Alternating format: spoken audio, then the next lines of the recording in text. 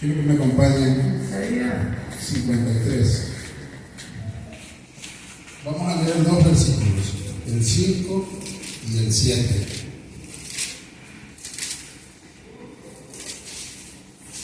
Cuando estén listos, vamos a ver, por favor.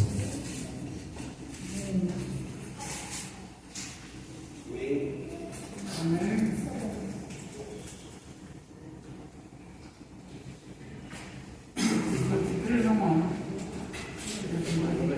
53, vamos a leer el 5 y el 7.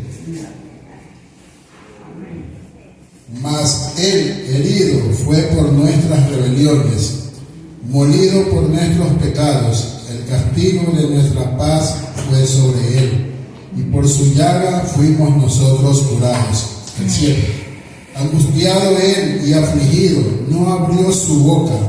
Como cordero fue llevado al matadero, y como oveja delante de sus trasquiladores, enmudeció y no abrió su boca.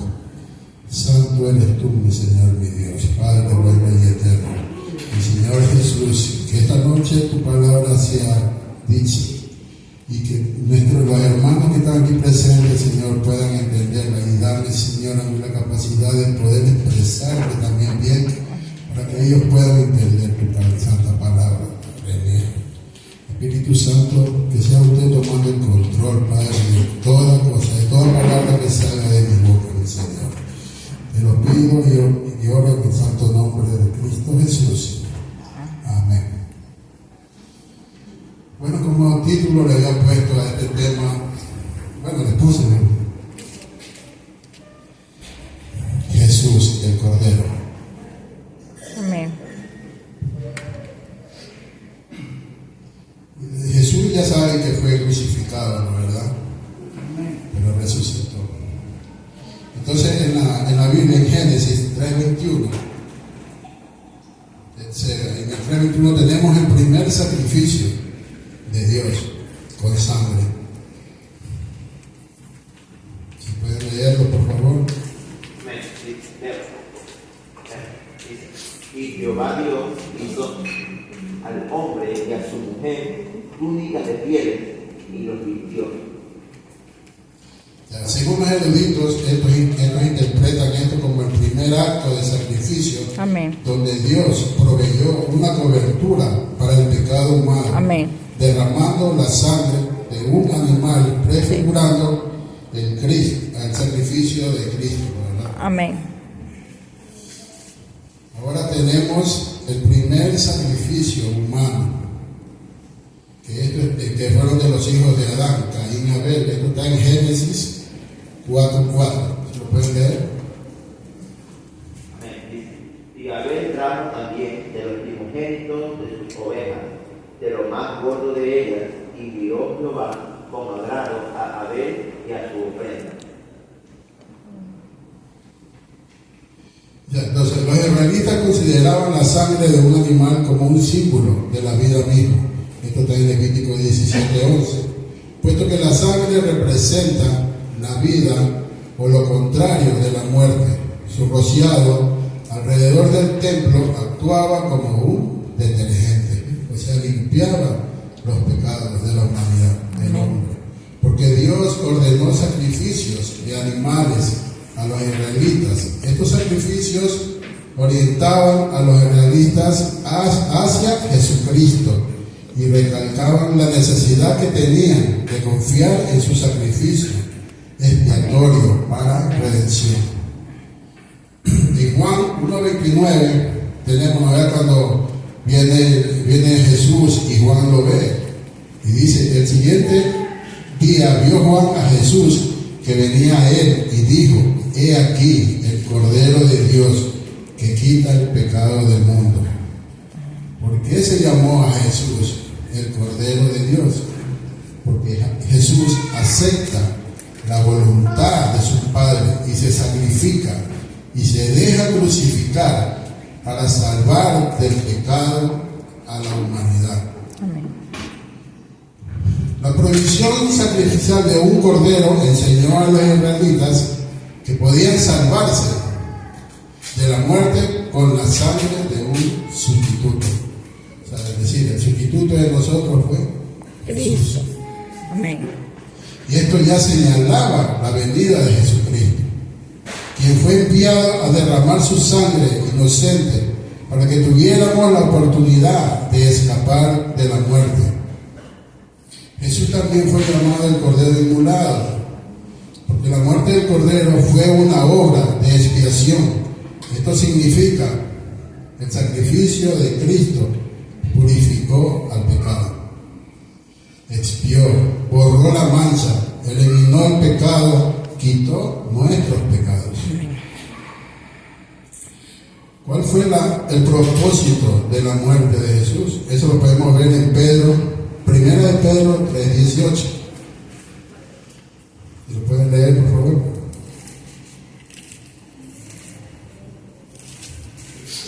Primera de Pedro 3:18.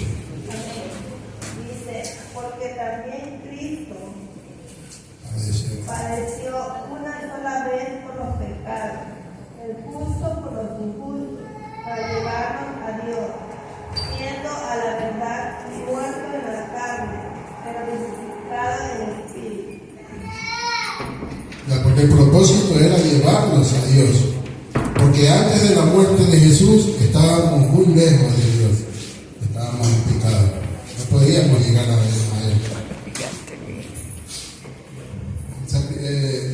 Según la ciencia actual, ¿no es verdad? En la ciencia actual dice que Jesús sudó sangre en el Getsemaní. Y ellos lo explican de esta manera. O sea, la medicina lo llama hematridosis, que quiere decir estrés extremo, que revienta capilares, mezcla sangre con sudor.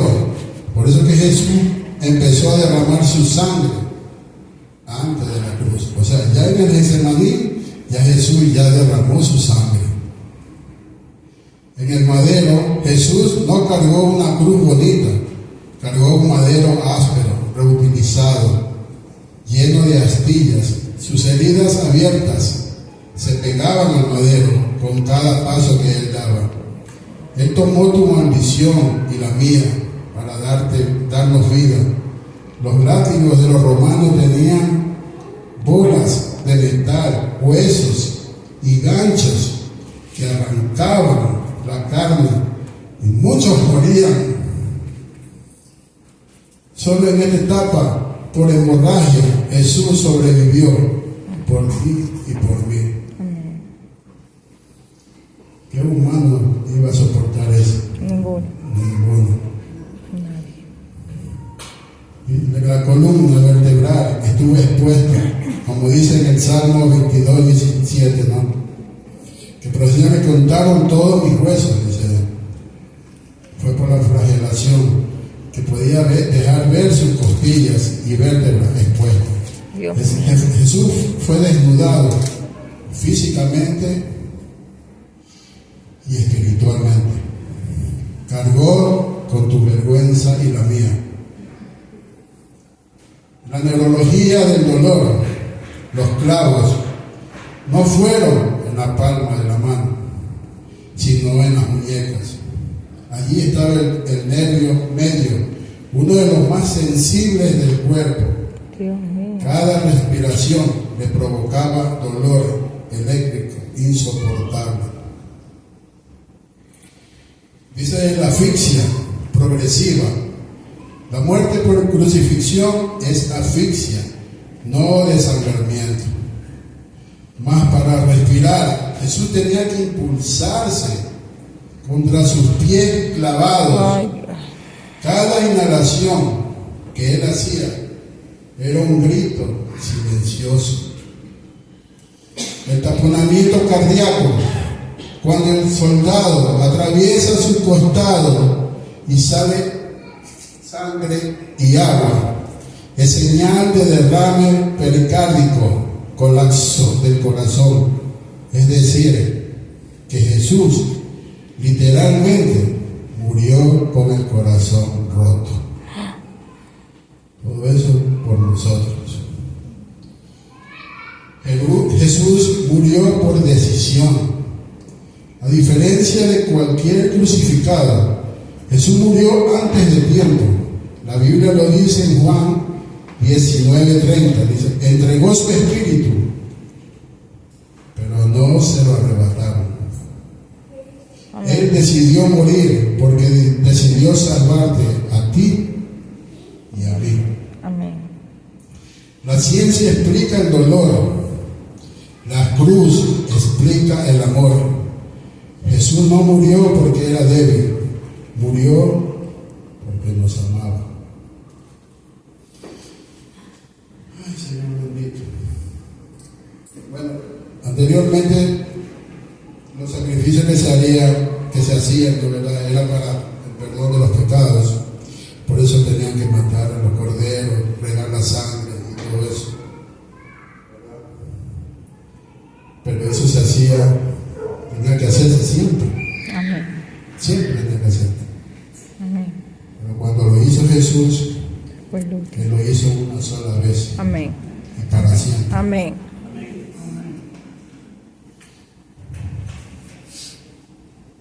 ¿Cuál es el verdadero sacrificio que agrada a Dios?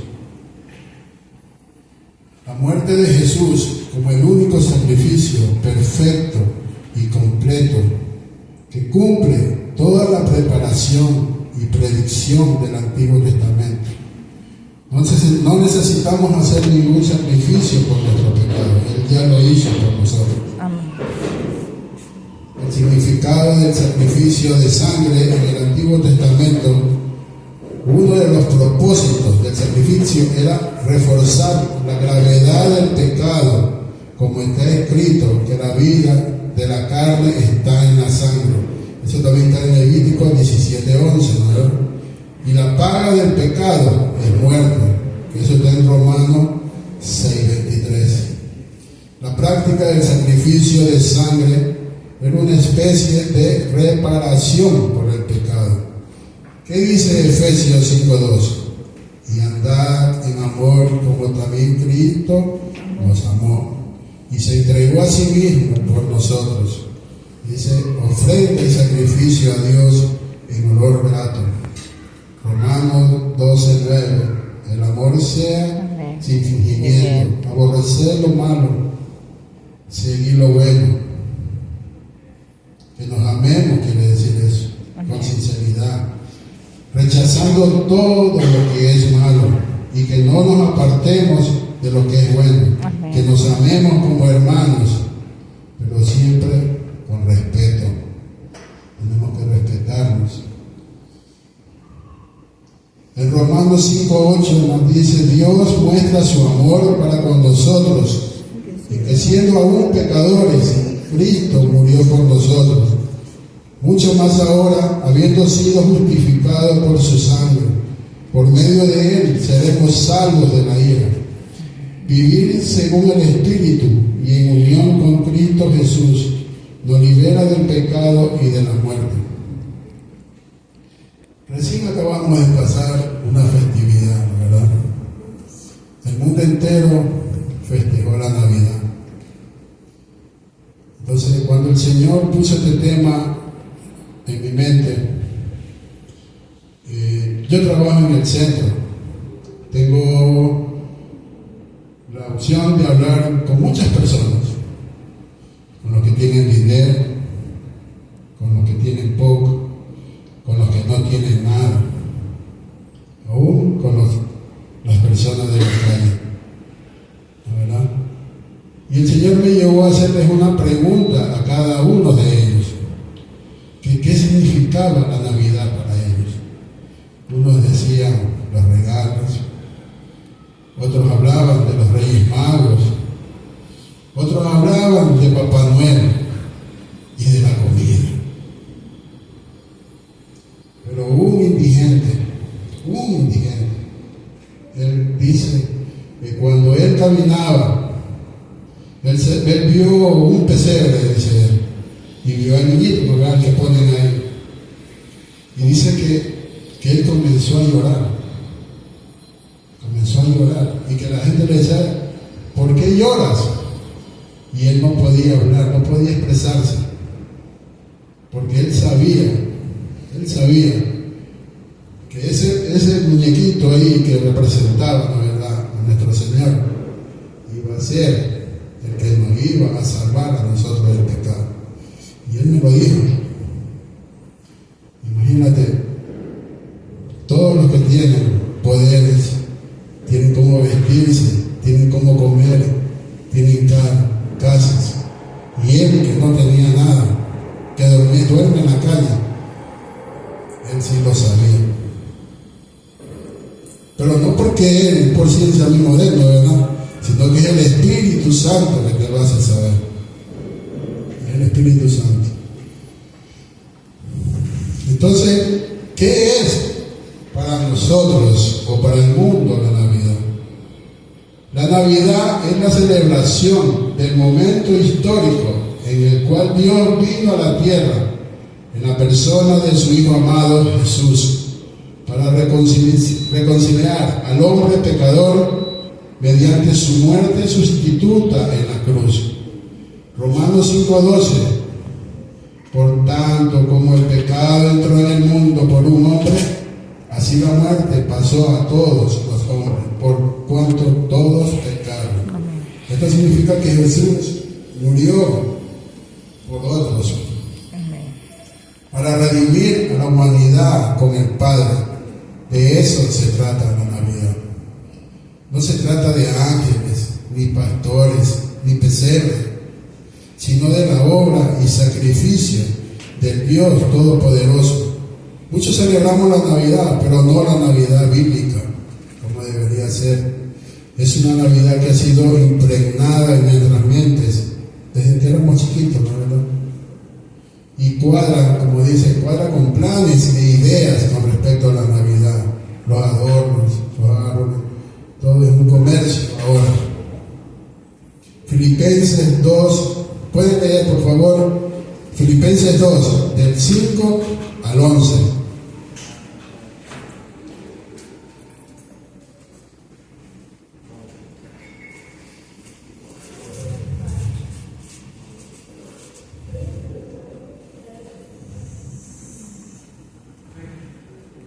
Dice, haya pues en nosotros este sentir que hubo también en Cristo Jesús, el cual siendo en forma de Dios, no estimó el ser igual a Dios como cosa a que adorarse, sino que se despojó a sí mismo tomando forma de siervo, hecho semejante a los hombres, y estando en la condición de hombre se humilló a sí mismo, haciéndose obediente hasta la muerte y muerte de cruz. Por lo cual Dios también le exaltó hasta lo sumo y le dio un nombre que es sobre todo nombre, para que en el nombre del Señor Jesús se doble toda rodilla de lo que está en el cielo y en la tierra y debajo de la tierra, y toda lengua confiese que Jesucristo es el Señor, para la gloria de Dios Padre. Amén. Porque muchos celebran la tradición, pero ignoran al Salvador. No saben eso. Satanás dice que distrae con figuras, con rituales, con folclore, para apagar la revelación del único que salva, que es Jesucristo. Amén. Hay que saber y entender lo que significa Navidad. No se trata de solo un bebé, se trata de Dios, quien se hizo niño, se hizo hombre siendo nuestro Salvador. Siendo Dios, no se convirtió en Dios, Él siempre fue Dios. Amén. Lo que murió en la cruz y dio su sangre por nuestros pecados, en eso consiste la Navidad. Y eso es lo que dice muy claro la palabra de Dios. Al considerar esto, pienso en cuál fue la motivación de Dios para hacer semejante sacrificio, enviar a su Hijo a morir por nosotros.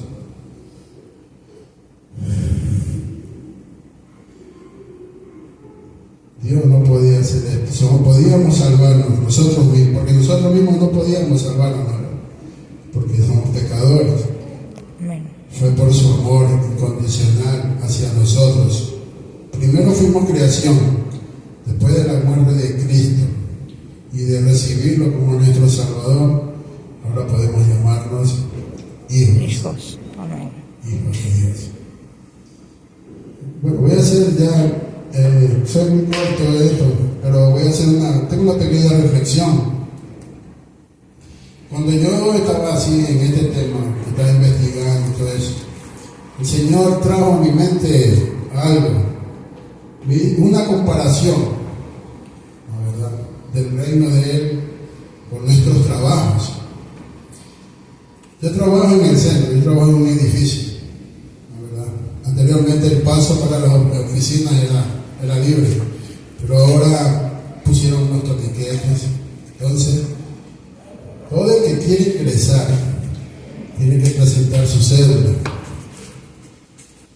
Y esto me hacía ver que nosotros para ir al Señor necesitamos también presentar nuestra identificación, como lo que habla el pastor algunas veces, nuestra identificación como cristianos. Entonces, para que ellos puedan pasar, si no, no pasan. Si vienen en pantaloneta, yo los puedo detener y decirles que no pueden pasar. Está bien. Pero hay personas que tienen mucha astucia, ¿no, verdad? Y dicen, no, ellos ya avisaron que yo venía. Entonces yo vengo y saco el teléfono y reviso los mensajes. Y me hacía ver como que el ángel abría el libro para ver si tu nombre estaba escrito. Amén. El cual no estaba. Entonces yo le decía a él, no puedes pasar. Entonces él aún más atrevido me decían que llamara. Entonces me hace ver que llamo a Jesús. Entonces Jesús de arriba, que me contesta, yo vengo y le digo el nombre de él, y el que está arriba me contesta y me dice, no lo conozco. Imagínense, tantos años yo trabajando y no había sabido esto.